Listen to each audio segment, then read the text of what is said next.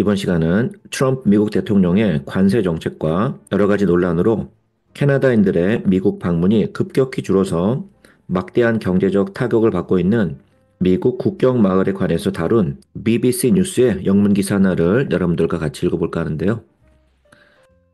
자, 일단 헤드라인 먼저 보죠. Along the Canada border, 미국과 캐나다 국경을 따라 있는 작은 미국 마을이 트럼프의 무역 전쟁의 스팅, 고통 혹은 경제적 타격을 느끼고 있다. 이 정도 의미가 되겠는데, 자, 같이 한번 읽어보죠. At the end of a waitressing shift, waitress 근무를 마치면서 크리스티나 램퍼트는 used to separate her tips in two piles. 그녀가 받은 팁을 캐나다 달러와 미국 달러 두 무더기로 나누곤 했다. 즉, 이 식당에 캐나다 손님 그리고 미국 손님이 반반 정도씩 많이 왔었다라는 얘기죠. 그러나 It's been weeks since she has done that. 이제는 몇 주째 그렇게 하지 않고 있다. 그녀가 일하는 식당인 프레이터스는 캐나다 온타리오주 사르니아와 미국 미시간주의 폴 휴런 사이에 미국과 캐나다의 국경을 건넌 후에 사람들이 can grab a bite, 간단히 요기할 수 있는 첫 번째 장소들 중에 하나다.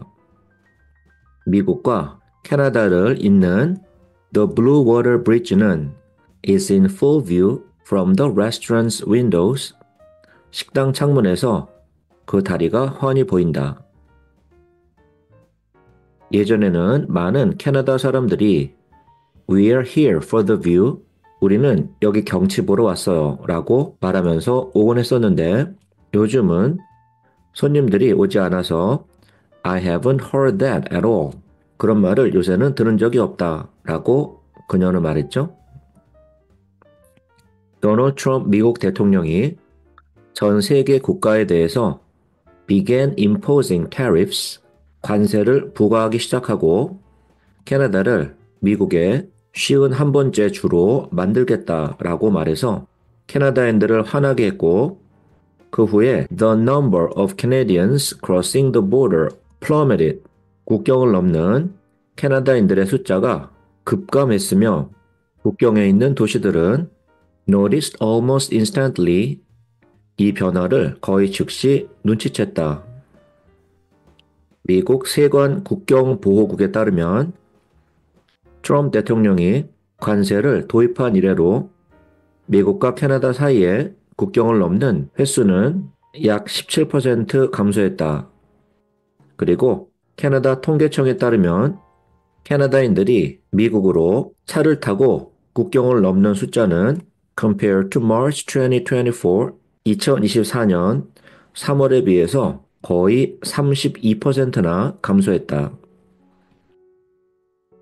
이들 도시 대부분은 대략 5년 전에 코로나 바이러스 팬데믹으로 19개월간 국경이 닫혀서 left local economies reeling, 지역 경제가 휘청이게 된 첫 번째 어려움을 겪었고 이제 그 마을들은 트럼프의 무역 전쟁으로 인해서 a second economic hit, 두 번째 경제적 충격을 경험하고 있으며 relationship between the two neighboring countries, 서로 이웃한 두 나라, 즉 미국과 캐나다의 관계가 fraying, 실타래가 풀리듯 너덜너덜 악화되면서 많은 캐나다인들은 Buy Canadian, 캐나다 상품 구입 운동에 참여하고 동시에 미국으로의 방문을 줄이고 있는 상황이죠. 이 국경 마을인 사르니아의 듀티 프리 면세점은 최근 관세 무역에 대한 긴장이 시작된 이래로 주차장은 더 텅 비어 있고 캐나다의 32개의 육로 국경 면세점 중 일부는 트럼프가 Return to the White House 백악관에 복귀한 이래로 매출이 많게는 80% 감소했고 대부분의 상점들은 have seen a 50 to 60% drop in business.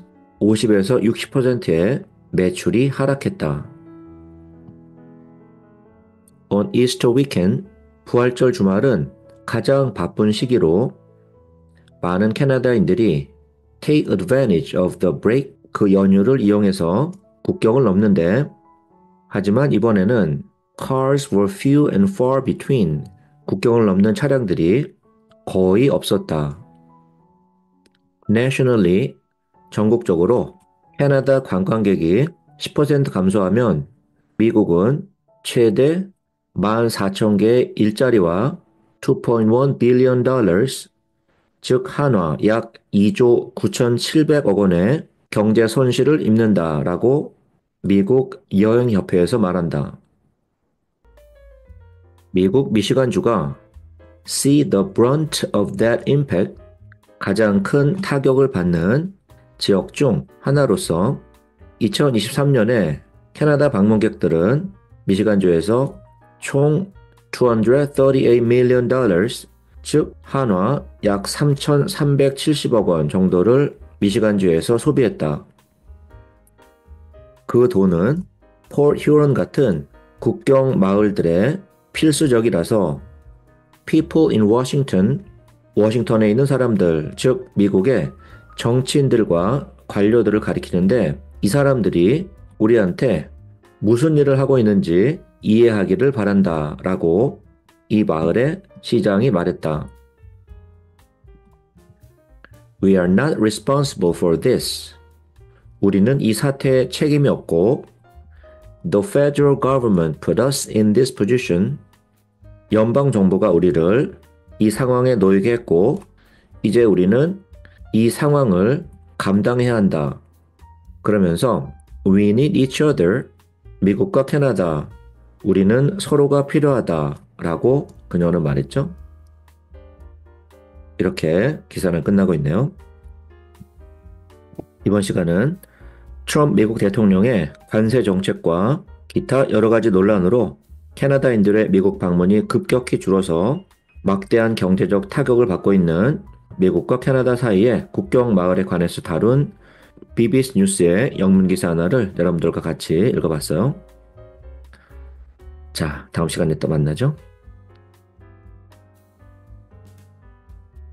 Border towns noticed almost instantly when U.S. President Donald Trump began imposing tariffs on countries around the world and saying he wanted to make Canada the 51st U.S. state because the number of Canadians crossing the border plummeted.